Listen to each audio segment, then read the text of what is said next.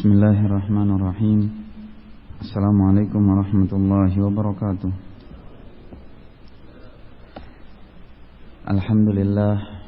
Alhamdulillahi wa kafa, wassalatu wassalam ala nabiyil mustafa wa ala alihi wa ashabihi ahli sidqi wal fadaili wat tuqa. Subhanaka la ilma lana illa ma 'allamtana innaka antal alimul hakim.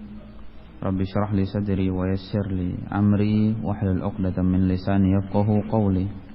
Allahumma ya muallim Adam wa Ibrahim 'allimna wa ya mufahhim Sulaiman fahimna. Amma ba'd. Ikhwatal iman rahimani wa rahimakumullah jami'an. Pada materi yang terakhir kita telah jelaskan bahwa bangkai hewan keadaannya ada dua, ada yang halal, ada yang haram. Bangkai hewan menjadi halal kalau kategorinya adalah dia hewan laut atau dia belalang.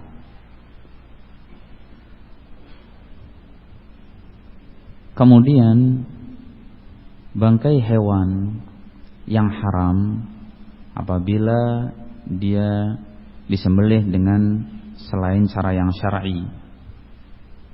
Kemudian yang kedua, dia hidup di dua alam. Baik, pada bab hewan yang semacam ini, hewan yang hidup di dua alam, keadaannya dibagi lagi. Apabila dia bisa hidup di dua alam, kemudian dia mati tanpa cara yang syar'i, maka dia menjadi haram. Sedangkan kalau dia hewan yang bisa hidup di dua alam, kemudian matinya secara syar'i, maka dia menjadi hewan yang halal. Daripada ini, Asy-Syaikh mengatakan semua hewan laut, semua hewan air yang bisa hidup di dua alam, anjing laut, penguin laut, apalagi gurita, lobster, apalagi semua hewan-hewan ini tadi yang bisa hidup di dua alam, maka harus dibunuh dulu, ya, harus dibunuh dulu, disembelih dulu supaya dia bisa menjadi halal. Karena jika tidak disembelih dengan cara yang syar'i, maka dia tidak menjadi halal. Kapan dia disembelih? Kalau dia mampu untuk disembelih, seperti anjing laut, penguin, terus apalagi sulafah itu apa? Kura-kura. Tapi kalau dia tidak bisa untuk disembelih, seperti lobster, ini nggak bisa disembelih. Kemudian gurita, ini nggak bisa disembelih, tapi dia bisa hidup, ya, bisa di darat, bisa di laut. Nah, maka cara membunuhnya juga dengan cara membunuh yang biasa untuk dilakukan, entah dipotong ataupun ditusuk. Baik. Adapun hewan-hewan yang berkategori serangga dibagi menjadi dua. Ada yang najis, ada yang tidak najis. Hewan serangga yang tidak najis apabila dia menjadi bangkai adalah hewan-hewan yang darahnya tidak panas, atau ketika mati darahnya tidak menyembur, ya. Kalau dipotong nggak nyembur darahnya, maka ini semua dikategorikan sebagai hewan-hewan serangga. Tapi kalau dia memiliki darah yang panas, ketika dipotong dia nyembur darahnya, Apabila dia mati menjadi bangkai, dia menjadi najis dan area yang terkena juga terkontaminasi jadi najis. Dari sini Syekh mengatakan kalau begitu nyamuk, lalat, belalang, ya, ini semua adalah serangga-serangga yang tidak memiliki darah nyembur. Kalau dipotong, maka apabila dia mati, dia tidak menjadi najis bangkainya dan tidak mengkontaminasi air tersebut. Dalilnya apa? Dalilnya hadis Nabi sallallahu alaihi wasallam, "Idza waqa'a adz-dzubabu fi ina'i ahadikum falyaghmishu tsumma liyanzi'hu." Apabila ada seekor lalat yang masuk ke minuman salah seorang di antara kalian, maka celupkan dulu sekali baru dia buang. Sebab apa? Fa inna fi ahadi janahaihi da'an wa fi akhar syifa. Karena di salah satu sayapnya ada racun. Dia masuk dengan sayap itu ke minuman kalian. Sedangkan di sayap yang lainnya itu ada penawar dan tetap terangkat di atas. Maka sekalian dimasukkan supaya netral. Ini dalil serangga-serangga yang semacam ini tidak najis. Kalau seandainya najis, misalnya Rasulullah SAW tidak memerintahkan untuk yang demikian itu. Kemudian yang kedua, kalau serangga itu atau hewan tersebut memiliki darah yang panas, contohnya cicak, dikategorikan sama mereka sebagai mamalia semuanya ya, serangga, hewan yang melata ya.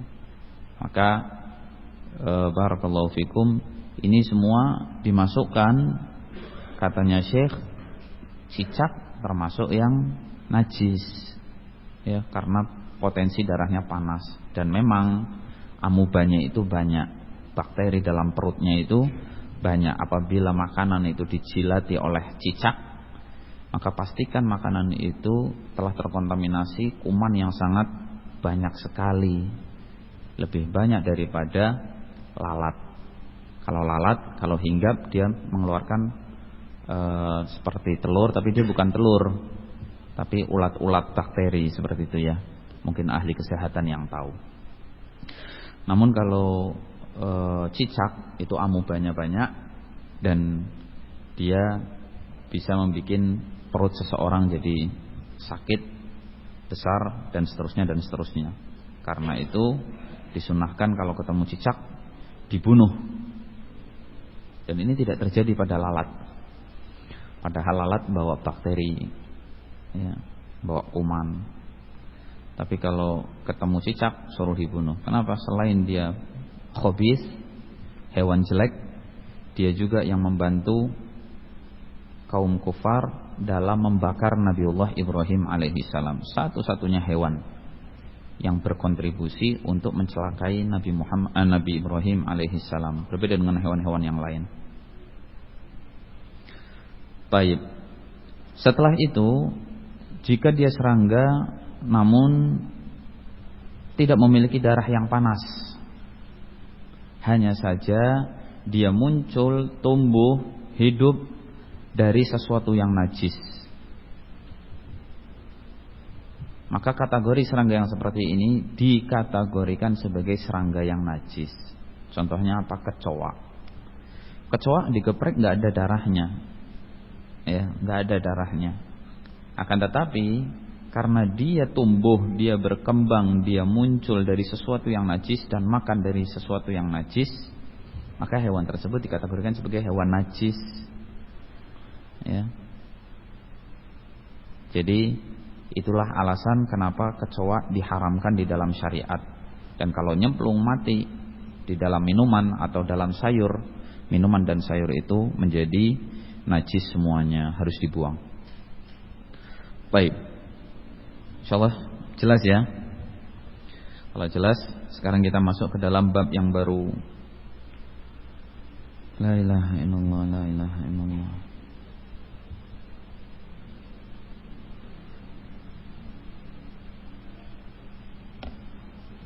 Bismillahirrahmanirrahim. Qala al-muallif rahimahullah.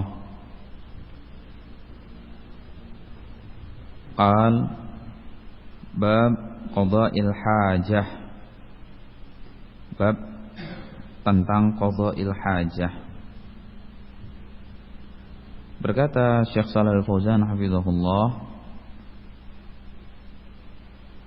ketika termasuk syarat sahnya wudu adalah seseorang harus bersuci, cebok sebelum melakukan wudu, maka manusia sebelum berwudu biasanya mereka buang hajat dulu. Ini kebiasaannya. Kebiasaan mereka seperti itu. Nah, ketika mereka memiliki kebiasaan seperti ini, mereka harus buang air kecil atau buang air besar, dan terkadang mereka bingung, ada yang menempel pada kemaluan dubur atau kubulnya, ada yang tersisa, ada yang keluar di tengah-tengah. Maka bagaimana hukumnya? Karena tidak sah seseorang berwudu tanpa bersuci terlebih dahulu. Enggak sah. Nah, cara bersuci, mensucikan itu semua, ada yang dengan batu, dikenal dengan istijmar, atau dengan tisu, atau dengan daun, atau dengan kerikil, dan juga ada yang dengan air. Itulah yang disebut dengan istinja. Ya.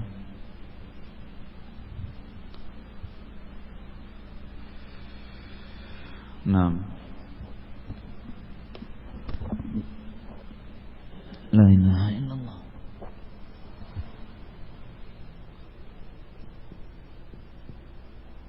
Buang hajat. Ya. Ketika seseorang buang hajat, ya diwajibkan untuk dia bersuci. Bersuci.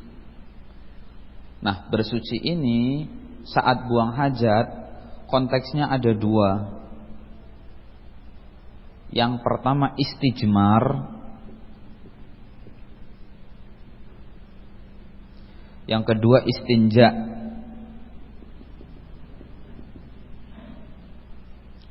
Apa itu istijmar? Istijmar adalah bersuci menggunakan benda padat. Bersuci menggunakan benda padat yang bisa menyerap air. Ya. Contohnya apa? Contohnya adalah batu, tisu, kain, daun, ya, dan seterusnya. Bisa difahami hadirin? Ini disebut dengan istijmar. Bersuci dalam hal ini kenapa disebut bersuci bukan wudu, ya, tapi membersihkan area najis supaya menjadi suci kembali. Ya. Karena kalau ini tidak disucikan, area kubul atau area dubur, maka akan menajisi pakaian-pakaian, sehingga diistilahkan dengan kalimat bersuci, bukan artinya berwudu. Bersuci menggunakan benda padat yang bisa menyerap air. Batu benda padat, tisu benda padat, kain benda padat, daun benda padat. Bisa difahami hadirin? Nah, kalau keramik bagaimana Ustaz? Keramik yang bagian licinnya tidak bisa menyerap air, tapi bagian belakangnya bisa menyerap air. Betul ya? Para tukang mana? Sebelum masang keramik kan biasanya direndam dulu. Sebelum masang keramik direndam dulu, betul ya? Nah, batu bata, ya, juga sama, dan seterusnya dan seterusnya. Ini namanya istijmar. Kalau istinja definisinya sama. Ya, definisinya sama. Bersuci juga. Bersuci, tapi dia tidak menggunakan benda padat. Namun bersuci menggunakan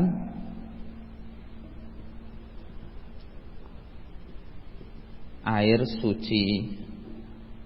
Menggunakan air suci. Tidak semua air, tapi khusus air suci. Gak boleh kita istinja pakai air kelapa. Kan warnanya sama Ustaz, putih. Sama kayak air kamar mandi, tidak boleh. Ya, tidak bisa. Ustaz, saya bersuci dengan air infus misalnya, tidak bisa. Sama putih. Dan jangan coba-coba pakai air keras. Ya. Tidak semua air ya bisa digunakan untuk istinja, yaitu air suci saja. Air suci mutlak yang tidak tercampur dengan nama lain. Kalau sudah tercampur dengan nama lain, itu tidak dikatakan sebagai air suci. Mafhum? Nah, dan definisi air suci dengan air suci yang mensucikan dan air suci yang tidak mensucikan itu sudah kita bahas pada materi yang pertama. Ya, kapan air suci dikatakan air suci mensucikan, kapan air suci tidak dikatakan sebagai air suci mensucikan. Baik. Ini namanya istinja. Ini namanya istinja.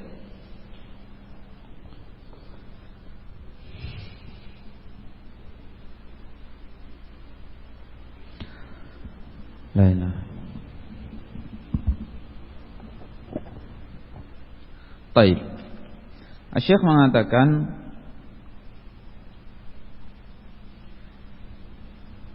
wa hadza la budda sabiqan 'ala al-wudu. Ya, cebok menggunakan istijmar atau istinja ini harus didahulukan sebelum dia berwudu karena dia sudah buang hajat. Rasulullah sallallahu alaihi wasallam bersabda, "Ighsil dzakarak tsumma tawaddu." Cuci dulu kemaluanmu baru berwudu. Ini dalil kita harus cebok dulu sebelum berwudu.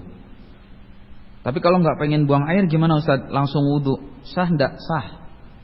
Ya, hanya saja pembahasan ini disampaikan dikarenakan keumuman manusia seperti itu. Sebelum berwudu mereka cari kamar mandi dulu untuk buang hajat.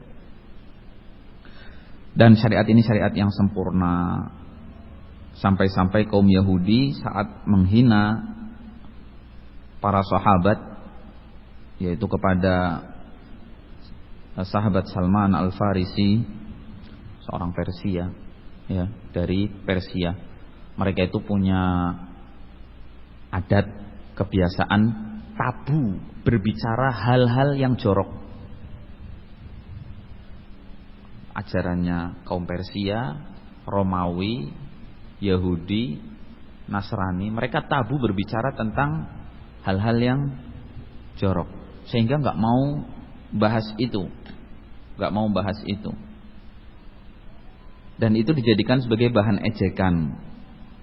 Ya, disampaikan kepada Salman oleh orang Yahudi, "Qad 'allamakum nabiyyukum sallallahu alaihi wasallam kulla syai' hatta al-khira'ah."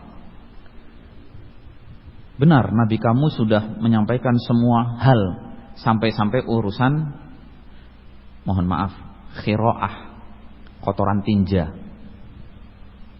Ya. Ini kalimat ejekan, karena mereka sendiri nggak mau membahas masalah tinja, ya, nggak mau membahas masalah sesuatu yang jorok, nggak mau membahas masalah ini.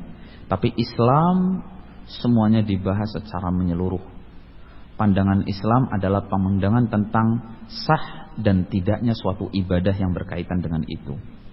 Kamu tidak membahas, terancam wudumu tidak sah, terancam ya cebokmu tidak sah, dan terancam sholatmu, puasamu, barakallahu fikum, atau tilawahmu, semuanya tidak ada yang sah karena kamu meremehkan urusan kotoran ini, tinja dan air seni. Maka dijawab oleh Salman Al-Farisi, ajal, Tentu saja, laqad nahana an nastaqbilal qiblah li ghaitin. Rasulullah melarang kita untuk ketika buang kotoran menghadap ke arah kiblat.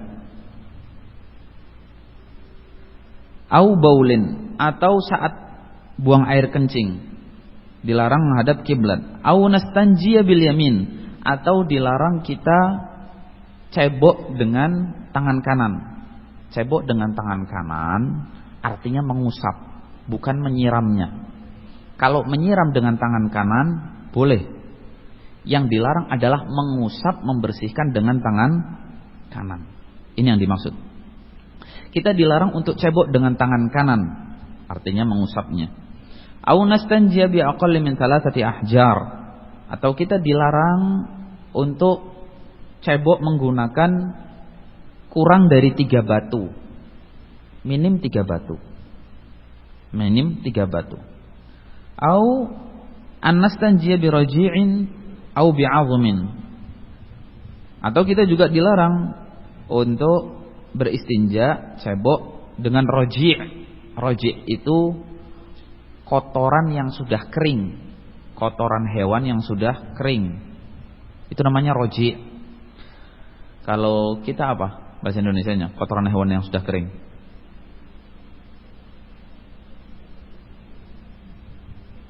Sama ya, semuanya sama ya. Inilah kekayaan bahasa Arab. Ya, bahasa yang sudah tua peradabannya, sehingga banyak kosakata-kosakata mereka. Dibedakan kotoran yang masih basah dengan kotoran yang sudah kering. Au bi'azmin, atau kita juga dilarang untuk cebok menggunakan tulang. Jadi yang dilarang secara adab, yang pertama, kalau buang air dilarang menghadap kiblat. Ya, air besar atau air kecil. Yang kedua, cebok dilarang pakai tangan kanan. Yang ketiga, kalau pakai benda padat jangan kurang dari 3 batu, atau 3 kain, atau 3 tisu. Yang keempat, jangan cebok menggunakan kotoran hewan yang sudah padat. Dan yang kelima, jangan cebok menggunakan tulang-tulang hewan. Ini semua adab. Ini semua adab. Dan mereka menjadi malu karena sempurna sekali syariat Nabi Muhammad SAW. Seandainya ini tidak disampaikan, niscaya kita akan selalu salah dalam urusan buang hajat. Nasallallahu assalamah wal afiyah walhamdulillahi rabbil alamin. Nah, tafadhol untuk azan terlebih dahulu. Barakallahu fikum.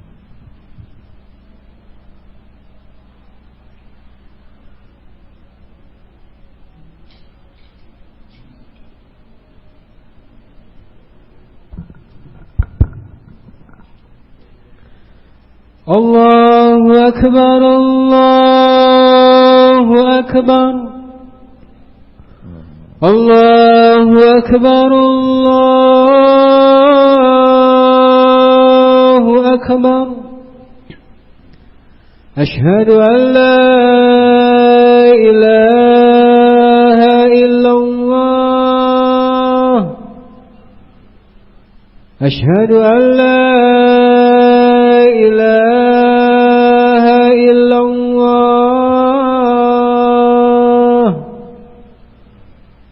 أشهد أن محمد رسول الله. أشهد أن محمد رسول الله.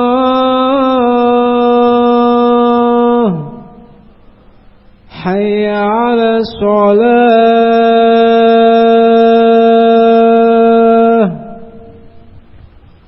حي على الصلاة.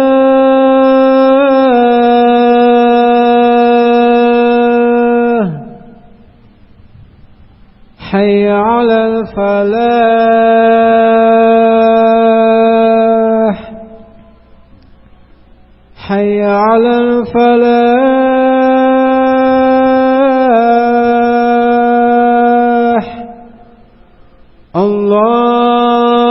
أكبر الله أكبر لا إله إلا الله.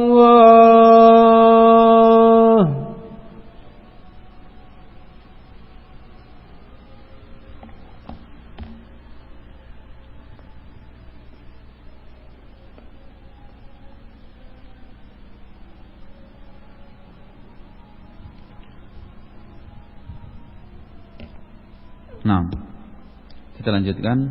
Qala al-muallif rahimahullah wa huwa Abdullah bin Ahmad bin Muhammad ibn Qudamah rahmatullahi alaih, yustahabbu liman arada dukhul al-khala' an yaqul bismillahi a'udzu billahi minal khubuthi wal khaba'ithi minar rijsin najisi syaitanir rajim. Disunahkan bagi orang yang mau masuk khala'. Khala itu apa? Khala itu artinya tempat yang sepi, tempat yang kosong, itu arti khala. Bisa minta tolong dihapus? Kenapa disebut dengan khala? Dulu orang-orang Arab diajari oleh Rasulullah SAW kalau mau buang hajat, buang air itu menyepi. Ya, ke tempat yang kosong, ke tempat yang sepi. Jangan di tempat keramaian, jangan sampai kelihatan orang. Itu namanya disebut dengan khala. Ya. Nyampe sini jadi kolah. Ya. Jadi memang pergeseran bahasa Arab ke bahasa Indonesia itu cepat sekali. Ya. Khala itu tempat yang sepi, tempat yang kosong, tempat yang jauh. Nyampe sini jadi kolah. Ya, nggak apa-apa. Indonesia itu kaya akan serapan makna bahasa Arab. Dari Arab namanya Sulaiman, nyampe Jawa Tengah jadi Sleman, ya, dan masih banyak lagi yang lain. Nah, Syekh mengatakan seseorang itu dulu sebelum berangkat itu masuk ke dalam area khala namanya.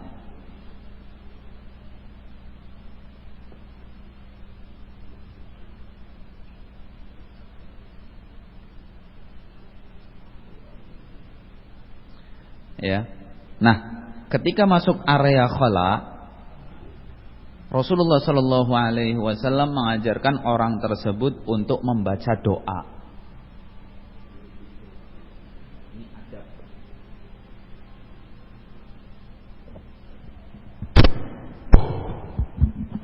Ketika sudah masuk ke area khala, khala itu apa tadi?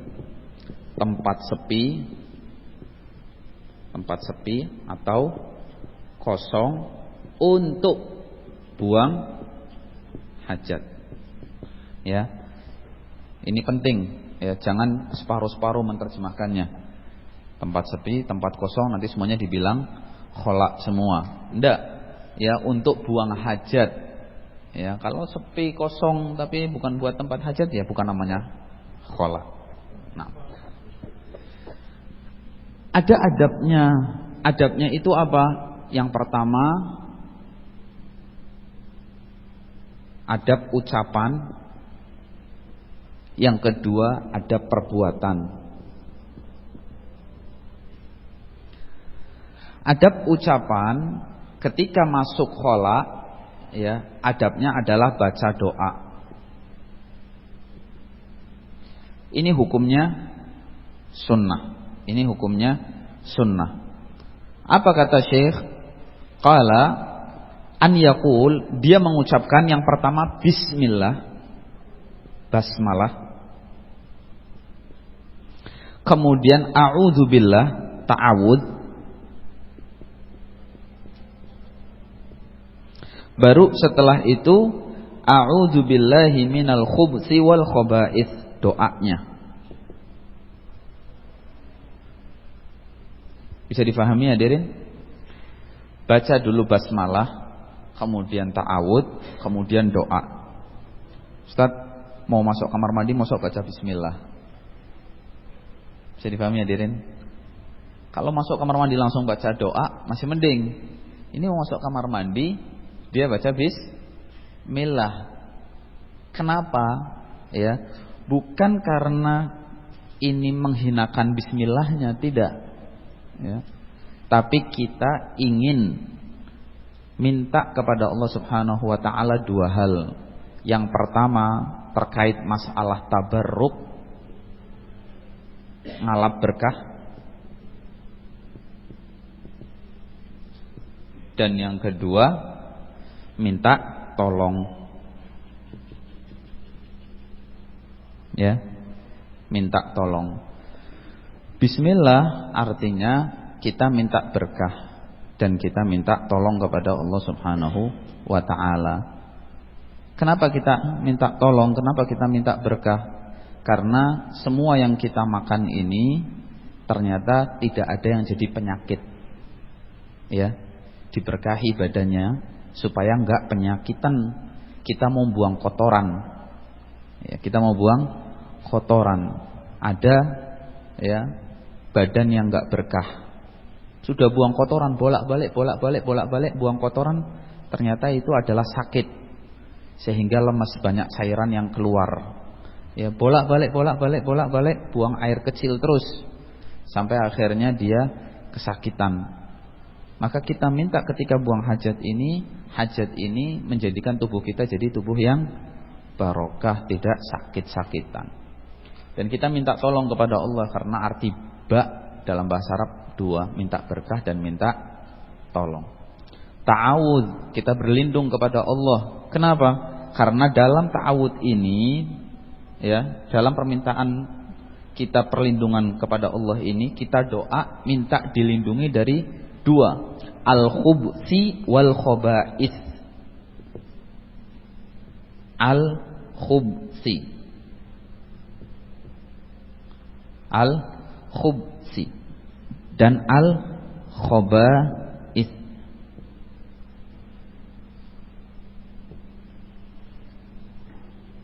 Apa artinya, Ustaz? Doanya diriwayatkan dengan dua harokat. Harokat yang pertama al-khubsi. Qiraat yang kedua al-khubusi. Jadi ini qiraat pertama, ini qiraat kedua. Al-khubsi dan al-khubusi. Beda, Ustaz, artinya beda. Ya, beda artinya. Bahasa Arab itu hati-hati dengan harokat. Beda harokat sedikit sudah beda artinya jauh. Ya. Kalau dia sukun, al-khubsi, dia pakai sukun, ya, artinya setan laki-laki.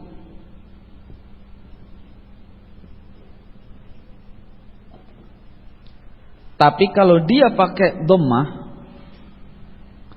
al-khubusi, ya, itu artinya kejelekan najis.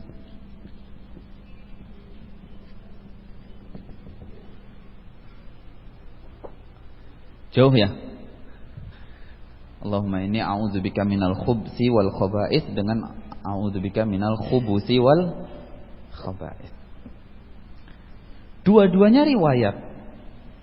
Dua-duanya riwayat. Tidak ada yang salah. Tidak ada yang salah.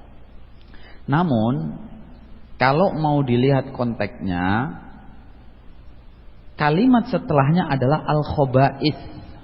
Apa itu khaba'is?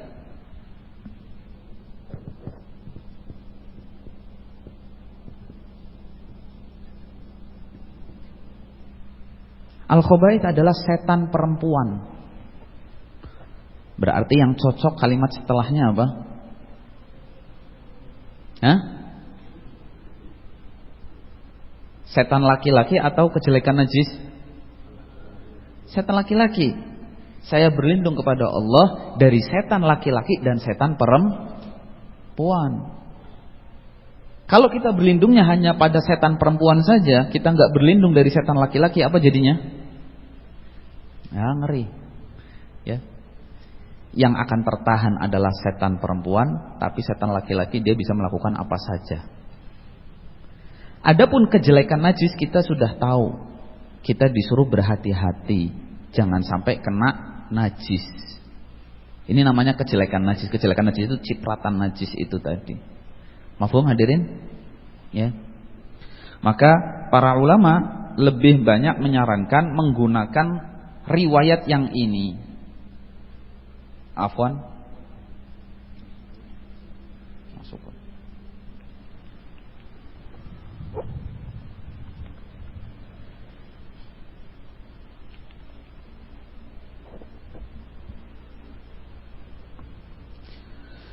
Nah, ini salah. Terbalik. Yang sukun ini kejelekan najis. Kejelekan najis. Yang ini setan perempuan. Setan laki-laki.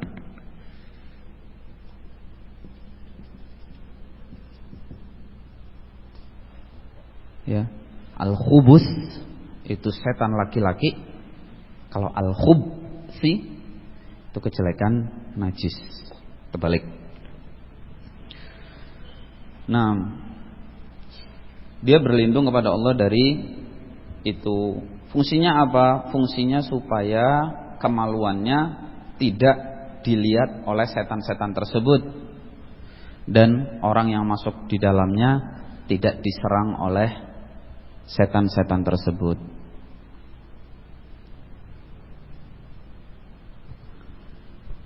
Bahaya ndak Ustaz? Ya bahaya. Makanya orang yang di dalam kamar mandi disuruh jangan lama-lama. Nggak boleh lama-lama. Jangan betah di kamar mandi kok betah. Temennya itu setan. Dia akan ditemani setan. Meskipun setannya nggak bisa berbuat apa-apa, ya, tapi dia berada dalam rumahnya setan.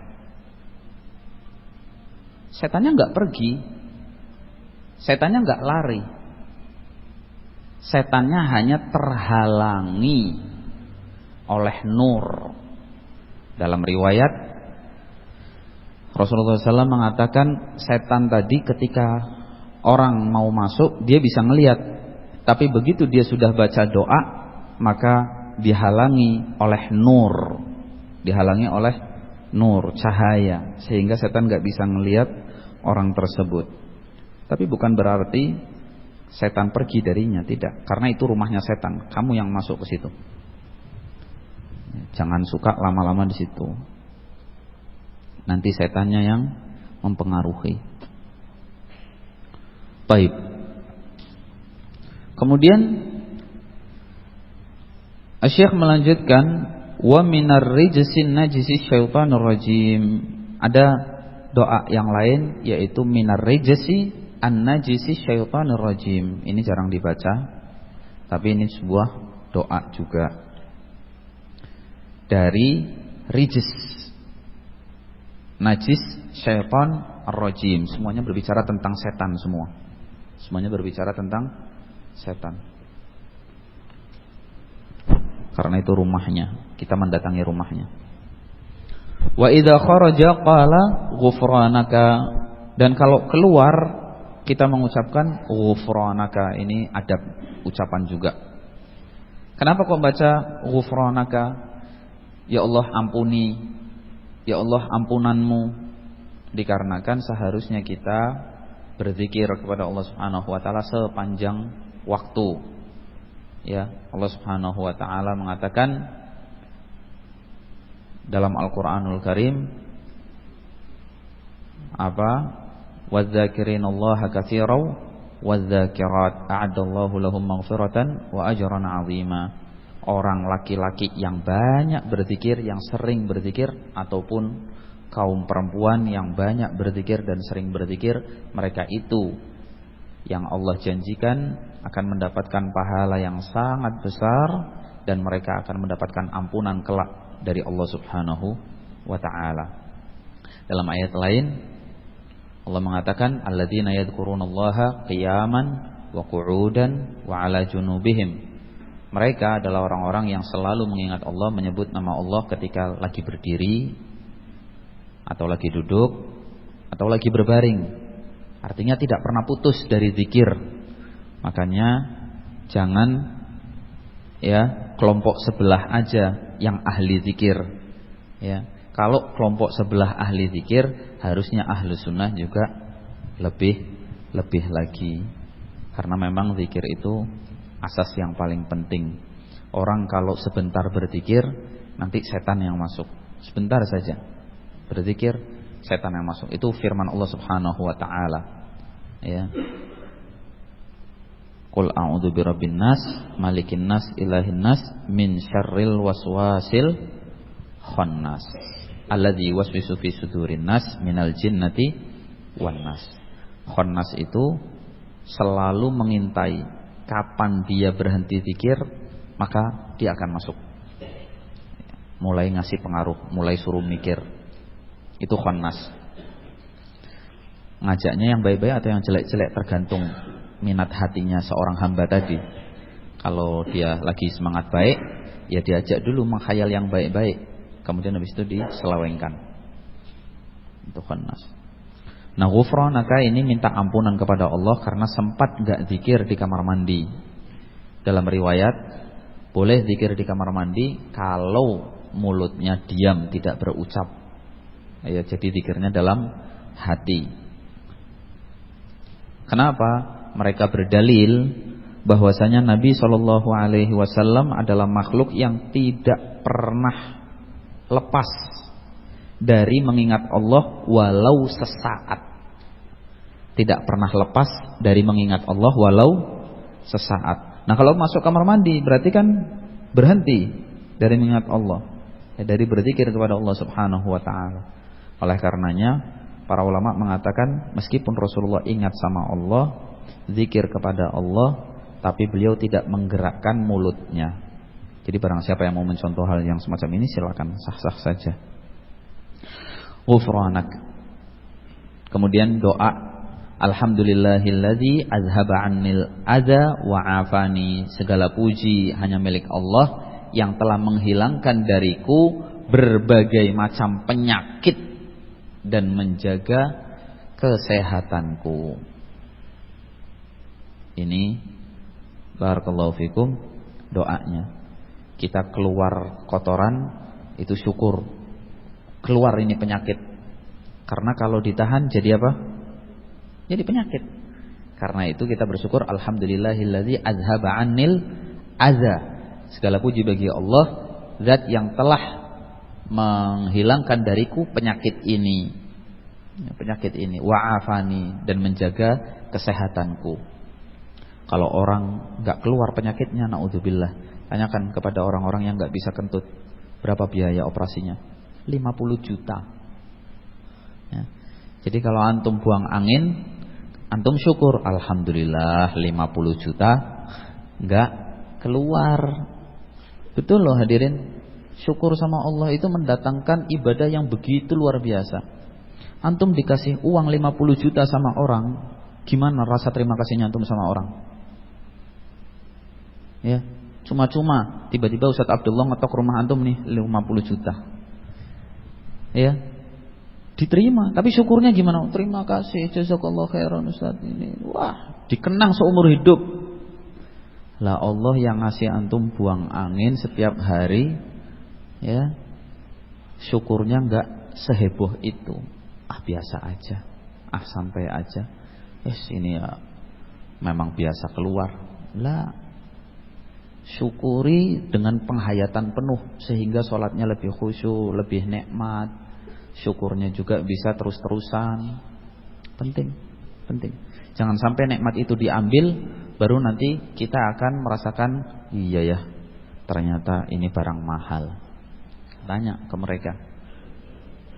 Ya, orang-orang yang nggak bisa kencing karena kena batu ginjal, gimana mereka jalannya? Air seni nggak keluar, merangkang mereka, merangkang.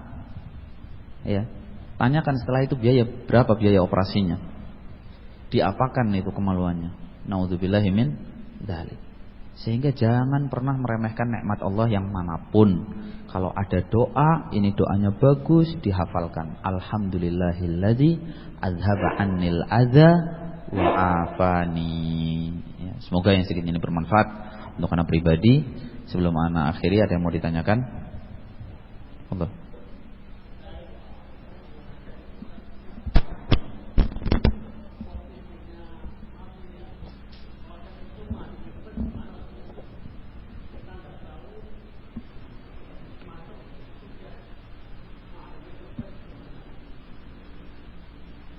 Posisi menghadap kiblat.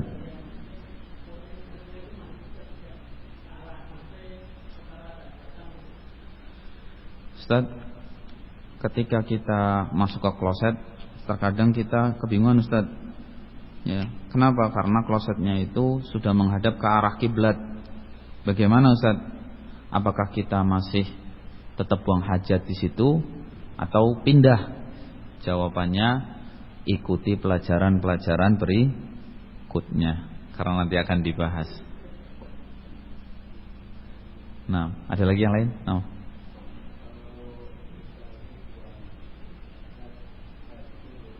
Nah, ikuti pelajaran berikutnya.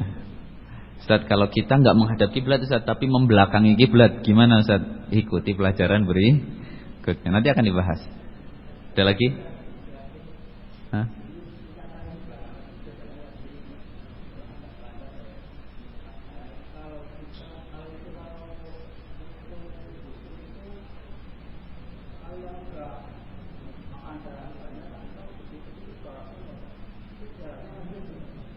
Kutu busuk itu sama seperti nyamuk. Ketika sudah menghisap darah, itu bukan darahnya dia. Itu darah tandonan, bukan darahnya dia. Itu darah tandon, darah yang ditampung sama dia, bukan darah tubuhnya, bukan. Ya, bukan. Jadi kalau misalnya dipites, kutu dipites keluar darahnya, terus apalagi misalnya selain kutu, nyamuk dipites atau ditepuk, ya keluar darahnya, atau tengu. Tahu tengu ya? Biasanya banyak di pesantren-pesantren, ya. Keluar darahnya, itu bukan darahnya dia, itu darahnya manusia. Itu darahnya manusia, sehingga tetap dia dihukumi tidak najis.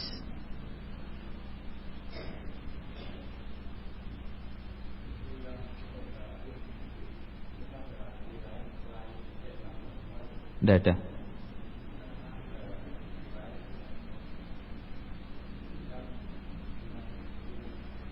Minal khubusi dan khubsi.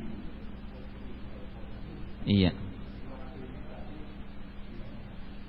Kalau khubsi kejelekan najis. Kalau khubsi, khobaisnya tetap setan perempuan. Ya. Khobais itu syayatin al-inas. Dibenarkan. Semua dua-dua riwayat itu dibenarkan. Hanya saja saran dari para ulama menggunakan riwayat dhammah. Supaya apa? Supaya lebih menyeluruh. Ya, kita dilindungi dari dua jenis setan. Setan laki-laki dan setan perempuan. Kalau kita laki-laki berlindung dari setan perempuan, ya, ada setan laki-laki gimana? Atau sebaliknya, yang masuk perempuan, dia berlindung dari setan perempuan, yang setan laki-lakinya bagaimana? Ini kan mengerikan. Sehingga saran dari para ulama adalah baca dengan riwayat yang dhammah. Ini saran. Dipakai ya alhamdulillah, enggak dipakai ya silahkan. Ya, resiko ditanggung penumpang pokoknya. Ya. Yang jelas riwayatnya ada dua. Ada riwayat dhammah, ada riwayat sukun.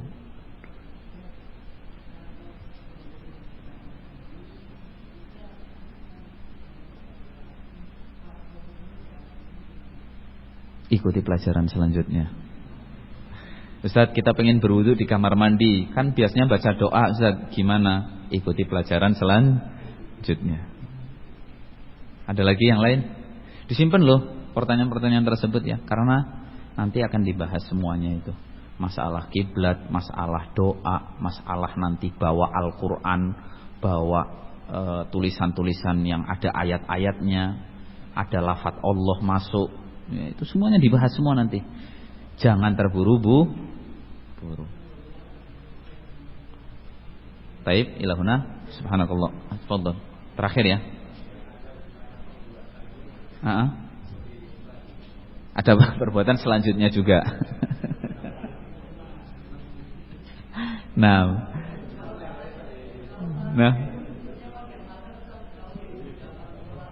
Ya sudah, kalau yang perbuatan itu, yang perbuatan adalah ketika masuknya menggunakan kaki kiri, keluarnya menggunakan kaki kanan.